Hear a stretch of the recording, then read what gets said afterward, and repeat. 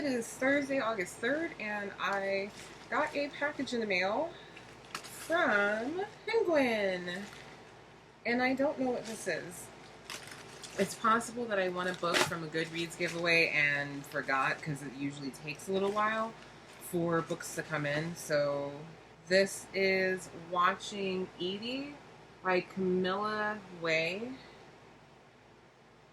And I don't remember entering this one. Thanks for entering Watching Edie by Camilla Way. Shelf awareness sweepstakes. Okay. I think what they do is they have a featured giveaway each time, and then, everybody enters to win the same book. I'm assuming that's what it is, because I really don't remember. And I know I didn't get an email for this, but still, free books are awesome.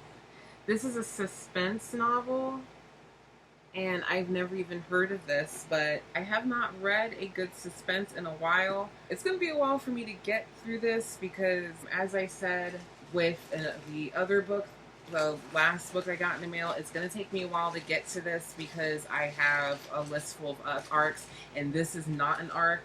This has been released already, so it's not on it's not on my little priority list. So thank you to Shelf Awareness. I got another package in the mail.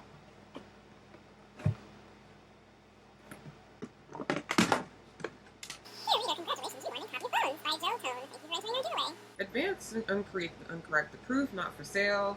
On sale August 8th, 2017. Doesn't give me a lot of time to finish it.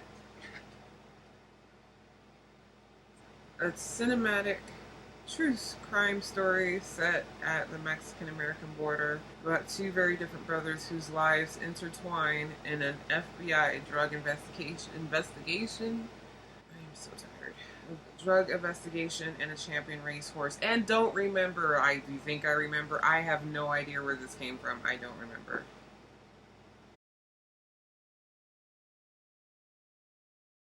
I don't know if I'm going to talk about every single book I read since reading this package trip, but ones that kind of stand out. So I'm not going in any particular order.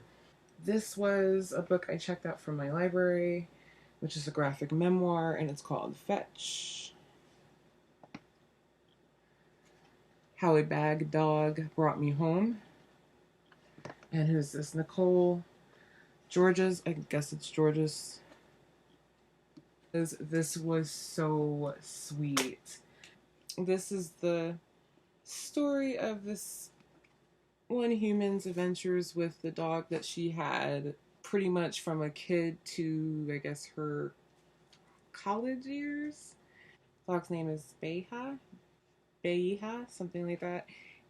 It was just a really cute, beautiful story. I think the main reason why I connected with this one was because the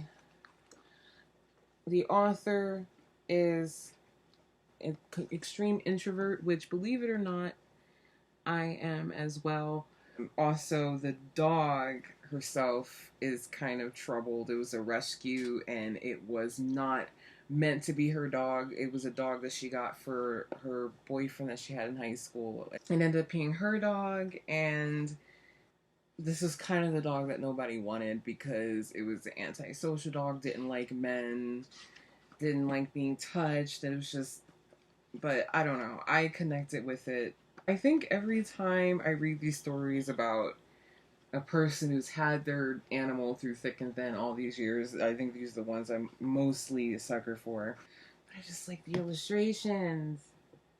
The illustrations are so cute. And there's this graphic memoir. I think I just grabbed it because it was a graphic memoir. I like to read graphic novels and graphic memoirs in between the books I'm reading so I don't get burned out. And this one is Something New, Tales from Makeshift Bride by Lucy Nisley. And this is one I just grabbed because I hadn't read it.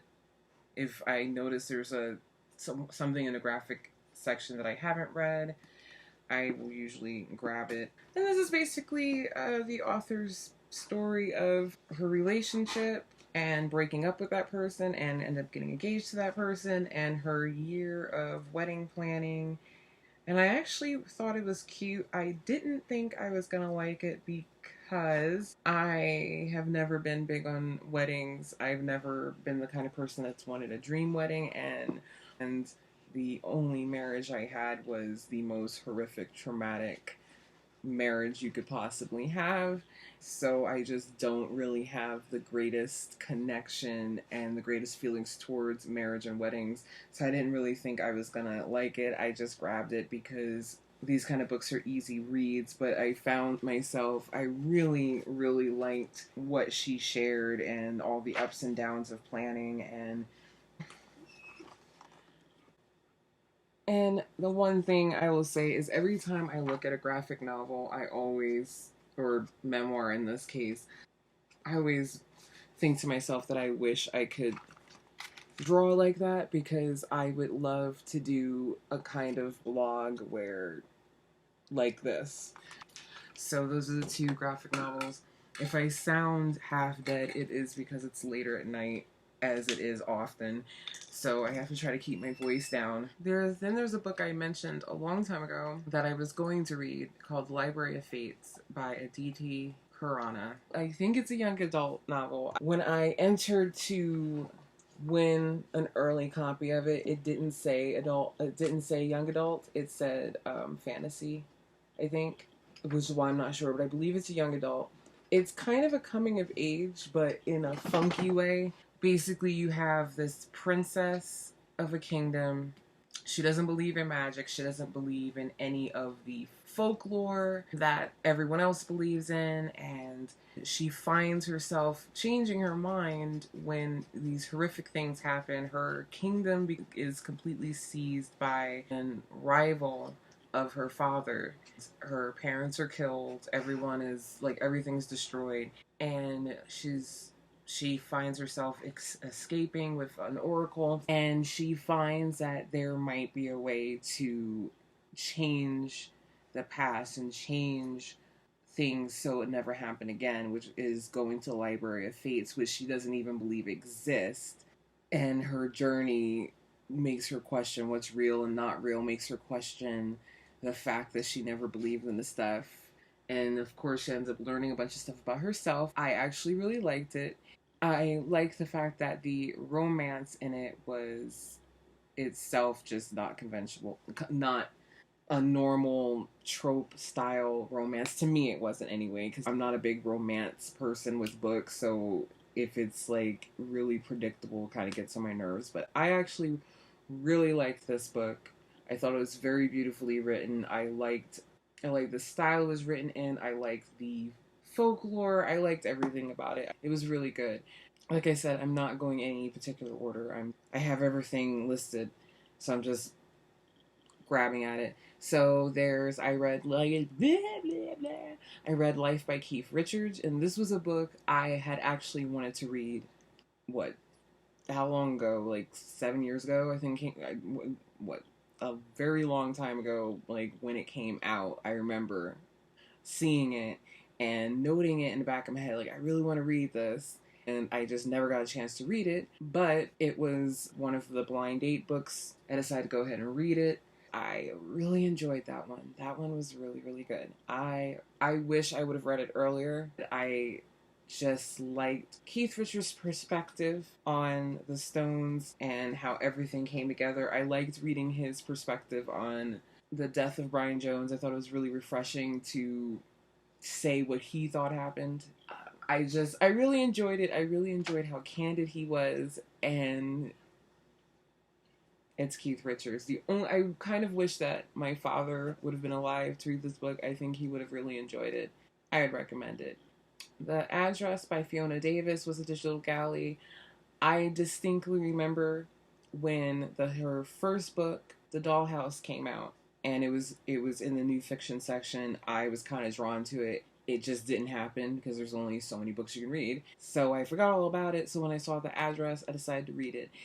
This one I liked, but it seemed and it could have just been me because I been having some personal problems of my own. It just seemed to drag at certain spots. I think it might have just been me, but I would still recommend it. I Liked the story. This was a story told in two different narratives. You're following one character in the 1800s and then another character in the late 1800s, rather, and then a character around 1985. And you find out how they're connected. I didn't find anything wrong with the writing style. Like I said, it was just certain points I kind of felt myself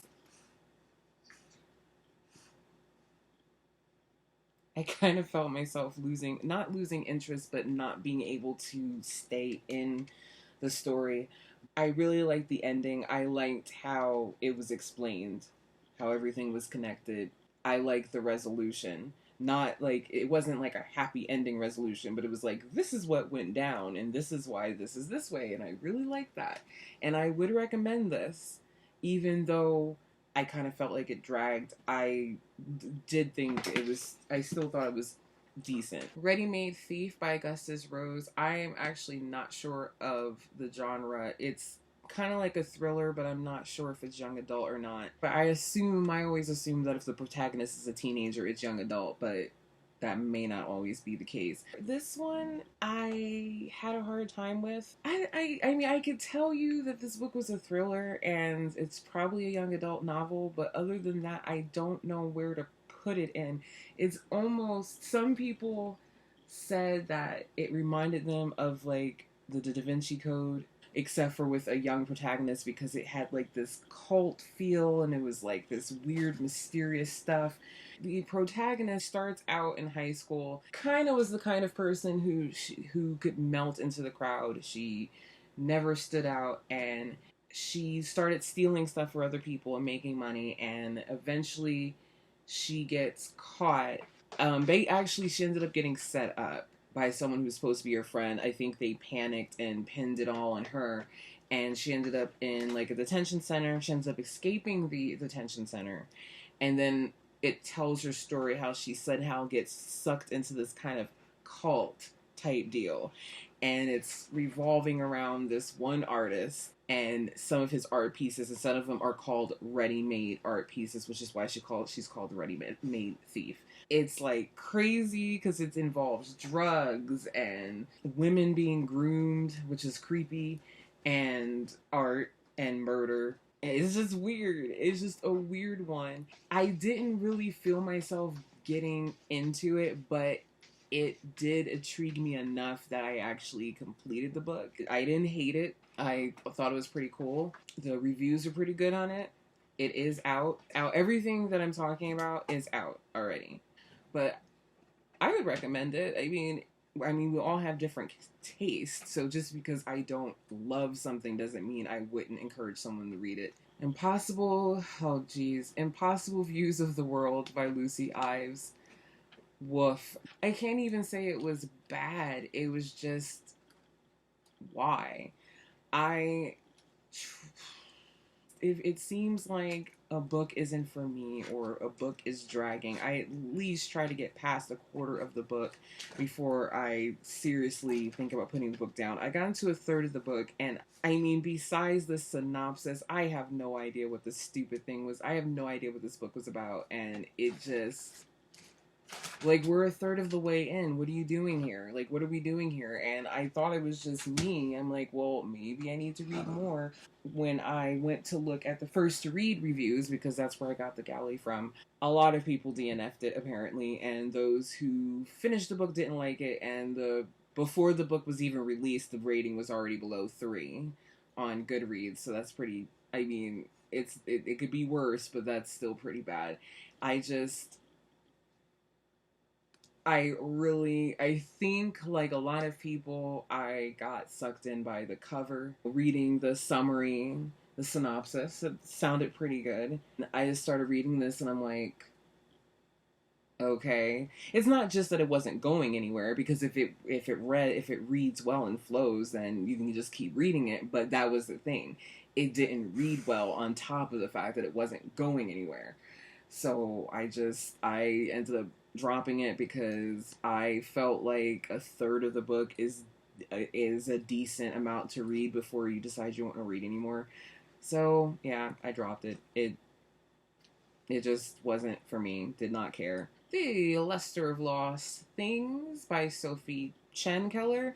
This book comes out today, August 8th. I thought this was a really sweet and magical book. It's about a little kid who has a speech disorder, so he doesn't really talk. He is a finder. He can find anything. He finds things for people, but a book that belongs to the shop that his mother runs and keeps the magic of the shop going mysteriously disappears. He goes off on his own to find it, and actually not on his own. His overweight golden retriever, Milton, comes with him, and it's this long adventure of him having to find all these individual pages of this book.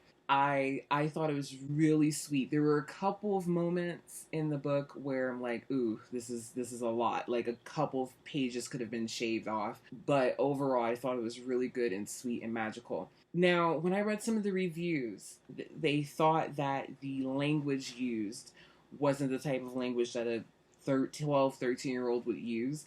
I disagree, because there are plenty of young people that speak in a way that would be considered beyond their age, and there are plenty of people that, regardless of their age, when they are writing their thoughts, it sounds completely different from the way they speak.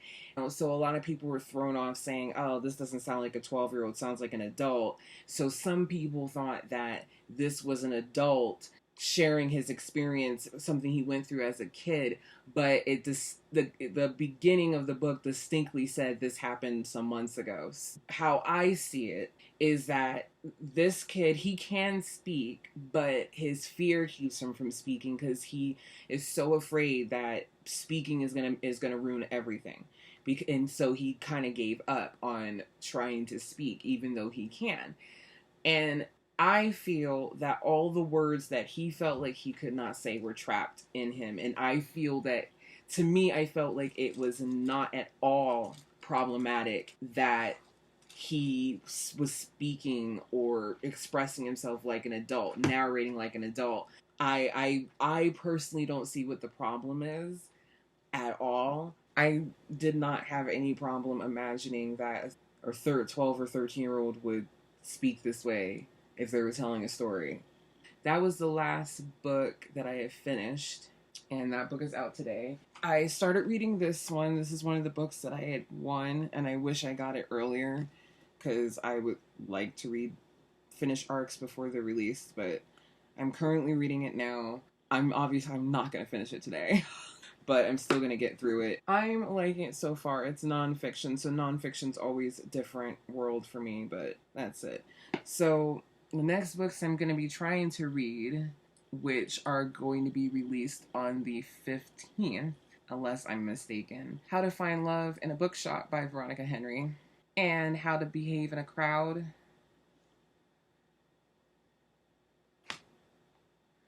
I have to find the name of the author. I thought it was on the picture. It's not. And those two books are going to be released on the 15th. Those two books are first read books. And then there's another book that is already released. I actually didn't request and I didn't enter to get from first read. They just emailed me and said that I have access to this, and they already gave me access to this after it was released, so I haven't made it a priority. And it's Gork the Teenage Dragon by Gabe Hudson. The reviews don't look that promising, but I'm not going to lose my mind trying to force myself to read that one, though, because it's not the priority. I didn't ask for it. So if it feels like I'm behind, I'll skip it. Right now, at first read, they are having their little entry period for some books, but because stuff is piling up, I decided that unless there was something I saw and immediately hoped to get a copy of, that I wasn't going to enter the drawing or try to guarantee any copies of anything.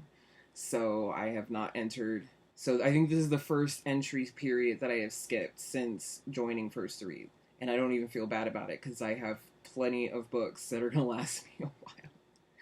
I am losing steam.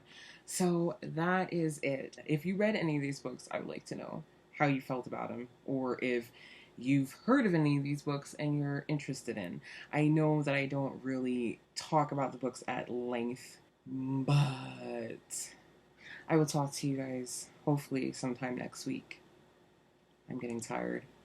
Until then, have a wonderful week and happy reading.